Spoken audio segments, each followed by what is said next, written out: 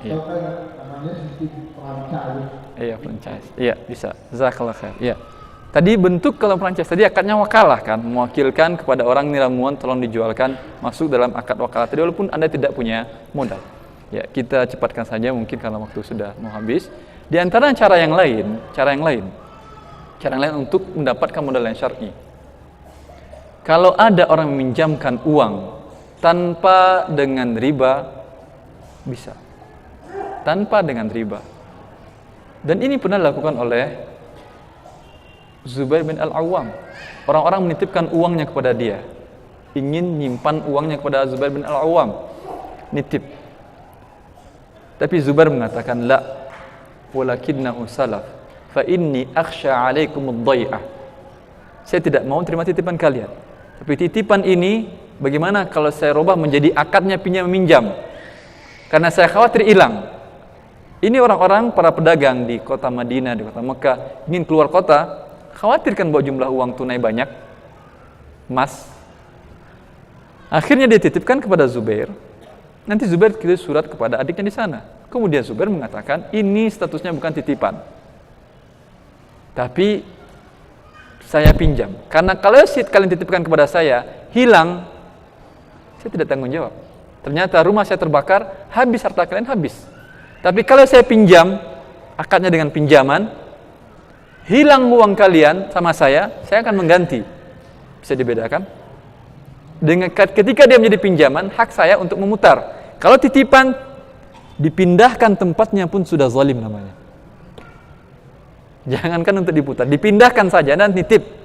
Dipindahkan tempatnya namanya sudah zalim dan dianggap Anda sebagai mu'tadi. Dianggap orang melampaui batas dalam akad titip-menitip ini. Jelas? Kalau dipinjam, sehingga Zubair mengatakan pinjaman. Dapat manfaat juga mereka kan? Mereka dapat manfaat, uangnya tidak hilang. Kemudian manfaat dari Zubair, saya dapat manfaat, saya putar uangnya. Tapi saya tidak berikan 1 sen pun keuntungan ini untuk dia.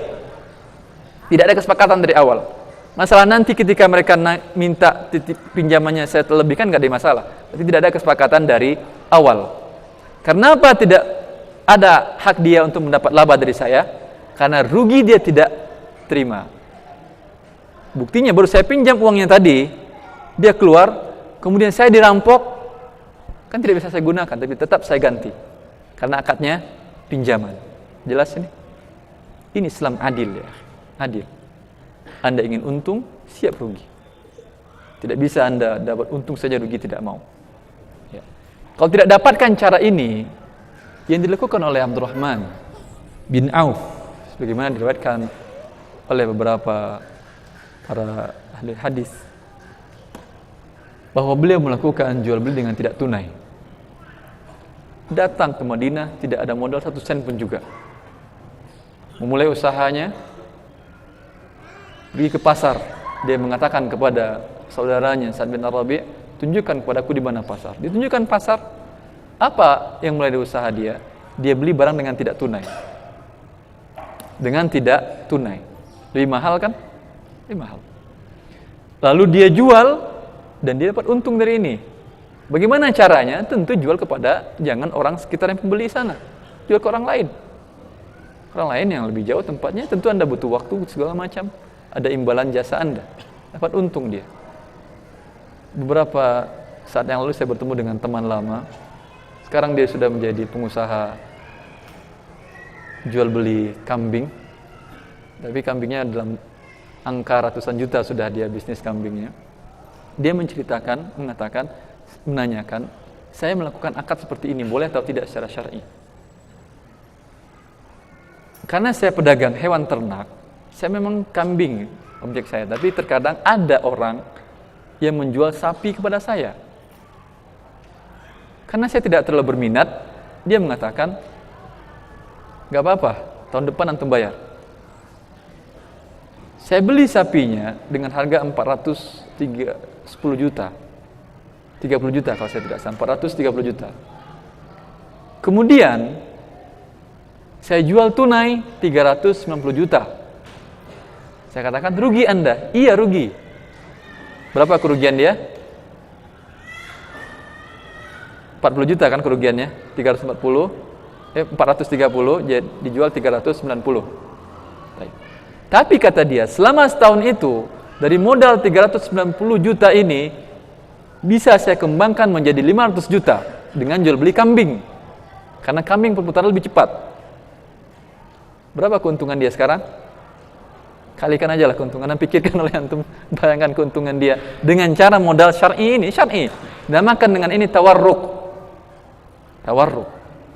Kalau Anda ingin modal, beli barang dengan tidak tunai, beli motor tidak tunai. Tapi jangan yang ada ribanya ya. Beli motor tidak tunai, lalu jual tunai, dapat modal kan? Mulai usaha. Ini cara satu di antara cara syar'i untuk permodalan. Bisa juga dengan jual beli salam, bisa juga. Tapi hampir semuanya ini akad berdasarkan kepercayaan, berdasarkan amanah. Salam yaitu caranya adalah Anda tawarkan kepada pabrik-pabrik, ya, atau rumah-rumah produksi yang produksi apa saja, baju barang jadi atau apa, atau makanan jadi, Anda tawarkan material, atau pabrik jus atau apa, Anda tawarkan material kepada dia, mangga umpamanya, Anda tawarkan kepada dia, saya mampu menghadirkan kepada Anda 5 ton mangga. Karena kalau mereka cari sendiri ke petani-petani repot kan. Mereka senang juga kalau ada orang pemasok langsung dalam jumlah besar. Saya akan pasok kepada Anda 10 ton mangga. Nanti biasanya bulan panennya apa ya? Desember, tanggal sekian saya pasok sekian. Ya udah, saya terima. Belum selesai, yang terima dulu. Tapi dengan syarat Anda bayar tunai di depan sekarang. Keuntungan Anda, kalau pada Desember itu saya jual kepada Anda, harganya mungkin per kilonya 8.000. Sekarang saya jual kepada Anda dengan harga 6.000 atau 5.000. Jelas? Mau kan dia? Kebalikan dari jual beli kredit tadi. Jual beli kredit karena tidak tunai, lebih mahal Anda belikan. Sekarang Anda jual, ya, tidak tunai barangnya, uang di depan lebih murah. Dapat Anda 5.000 per kilo kali 10 ton, sekian juta. Kemudian selama sampai waktu Desember itu masih lama kan? Bisa ada berapa bulan ini? Bisa Anda putar dalam bentuk lain. Kemudian pada waktunya kewajiban Anda untuk menyerahkan sekian 10 ton mangga dengan spek yang telah disepakati dari awal. Selama 8 bulan tadi, usaha Anda telah maju. Dan bagi Anda tidak bermasalah harga mangga yang berbeda sekitar 2.000 per kilonya tadi. Karena keuntungan yang Anda dapatkan jauh lebih besar dari hal itu. Ini diantara salah satu bentuk syar'i dalam permodalan. Saya kira ini saja, mungkin nanti bisa kita kembangkan dalam bentuk tanya jawab. Assalamualaikum warahmatullahi wabarakatuh.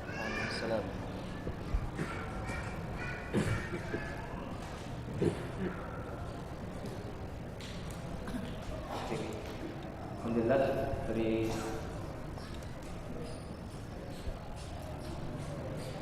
terima kasih kepada Ustaz yang telah memberikan pemaparan. Jadi untuk sekarang silakan bagi yang mau bertanya untuk mengangkat tangan. Jadi untuk yang bertanya langsung silakan nanti akan saya pilih. Untuk yang mau menuliskan pertanyaannya,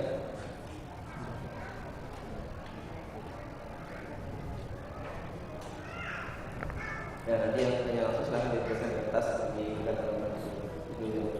Jadi untuk yang bertanya langsung silakan bertanya. Ini dari pendengar bukan? Pendengar radio bukan?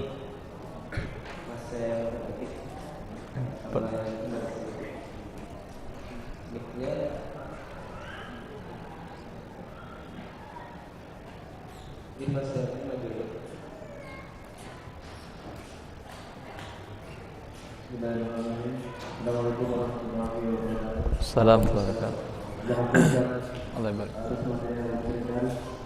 Ada pertanyaan, bagaimana caranya kita menjadi pengusaha yang mencintai Allah? Mungkin itu saja. Pertanyaan. Assalamualaikum warahmatullahi wabarakatuh. Salam.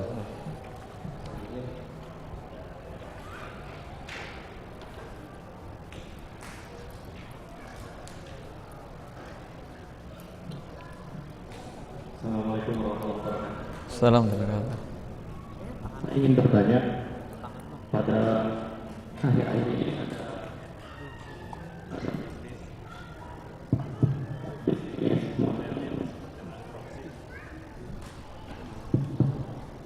bisnis dropship. Nah, dropship itu kita menjualkan barang orang lain, tetapi oleh si pemilik barang itu kita diizinkan untuk melebihkan harganya sebagai keuntungan buat kita. Jadi keuntungan buat kita dari menjualkan barang milik orang lain itu adalah dari harga yang kita lebihkan. Sementara pemilik barang itu nggak ngasih ke kita, jadi keuntungan kita adalah kita menaikkan harganya atas pengetahuan pemilik barang. Tanpa pengetahuan pemilik barang. Atas pengetahuan. Tapi kalau kita minta dia untuk kirim barang kepada pembeli, kita bayar dulu ke dia atau tidak? Tidak. Sekarang antum sebagai penjual dropshipnya kan? Ya. Sekarang saya pemilik barang. Ya. Antum bilang, tolong kirim barang ke Fulan di Aceh. Ya. Saya mau kirim setelah antum bayar dulu atau enggak?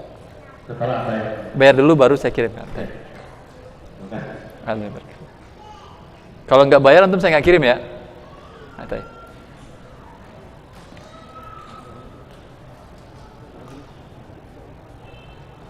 Untuk pertanyaan yang ditulis tadi sambil menjawab pertanyaan. Baik. Bagaimana cara menjadi pengusaha yang dicintai oleh Allah Subhanahu wa taala? Ini pertanyaan yang sangat besar sekali dan sangat panjang sekali untuk kita jawab, dan mungkin saya yakin tidak cukup sekali 1-2 kali pertemuan untuk mencapai tujuan ini. Kita baru mulai dari modal kan, belum lagi nanti cara berbisnisnya sesuai syariatnya atau tidak. Ini baru dari modal syariatnya saja sudah ada beberapa tadi yang contoh yang tidak tersalah atau terlupa atau tidak mengetahui cara modal yang syar'i tadi. Ya, secara umum adalah para pedagang di masa dahulu yang dijelaskan oleh para fuqaha kita dan para ahli sejarah. Biasanya mereka bila keluar dari kotanya berdagang meninggalkan kota yang lain, meminta dampingan kepada orang yang mengerti syariat Allah Subhanahu wa taala, para penuntut ilmu, para tullabul ilm. Tujuannya apa? Agar setiap dia melakukan transaksi, dia bisa menanyakan ini halal atau tidak. Ini halal atau tidak. Kalau Anda susah mendapatkan orang seperti ini, kita yang belajar syar'i dahulu. Apa jenis usaha yang akan kita mulai? Apa yang ingin kita rencanakan? Sebelum kita mulai, karena tadi dari modal saja kita sudah terkadang alfa dalam hal ini salah langkah dari awal. Susah untuk kembali ke pangkal jalan kalau masalah bisnis, masalah harta repot. Salah langkah masuk pekerjaan, masuk yang haram repot untuk keluar. Dimana ketika tanggung jawab sudah mulai berat dan segala macam, berat. Maka sebelum memulai usaha tadi, bertanyalah dan pelajari syariat Allah Subhanahu wa taala. Karena yang kita cari adalah fadlillah, wabtaghu min fadlillah. Carilah karunia Allah. Dan karunia Allah tidak dapatkan dengan berbuat maksiat kepadanya. Tanyakan, saya ada alternatif modal dengan saya A, B, C, D. Yang mana yang halal? Oh, ini yang halal. Mulai. Kemudian Anda katakan bentuk jenis usaha Anda yang apa? Ini A, B, C, D. Ini yang halal, ini tidak halal. Kemudian transaksi yang dilakukan jual beli atau saya menyewa atau apa? Dia mengatakan jual beli saya katakan begini-begini halal atau tidak halal. Yang ini yang halal, lakukan seperti ini. Bila ada kasus baru ingin orang menambahkan modal kepada Anda kalau sudah boleh maju, penambah modal dengan cara ini, gimana ini halal atau tidak? Tidak halal. Kalau halalnya dengan berubah akad minta dengan dia seperti ini. Ya. Walhasil karena kita cari adalah karunia Allah dan ridha Allah Subhanahu wa taala, tentu kita harus perhatikan ketentuan Allah yang ingin kita cari ridhonya itu. Bila kita ingin mencari ridha orang tua, tentu kita tahu pintu-pintu yang bisa mengetuk hati orang tua kita. Dengan memberikan hadiah umpamanya, dengan berkata yang lembut umpamanya, dan hal-hal yang lain yang mungkin tidak diketahui oleh orang-orang lain kecuali kita yang mengetahuinya. Karena kita tahu siapa orang tua kita. Dan hadiahkan makanan pun kita mungkin orang tahu tidak tahu, orang lain tidak tahu apa makanan kesukaan orang tua kita. Tapi kita ingin mencari keridhaan Allah Subhanahu wa taala dengan meredakan orang tua ini. Setiap pulang kita bawa makanan yang paling disukai oleh dia.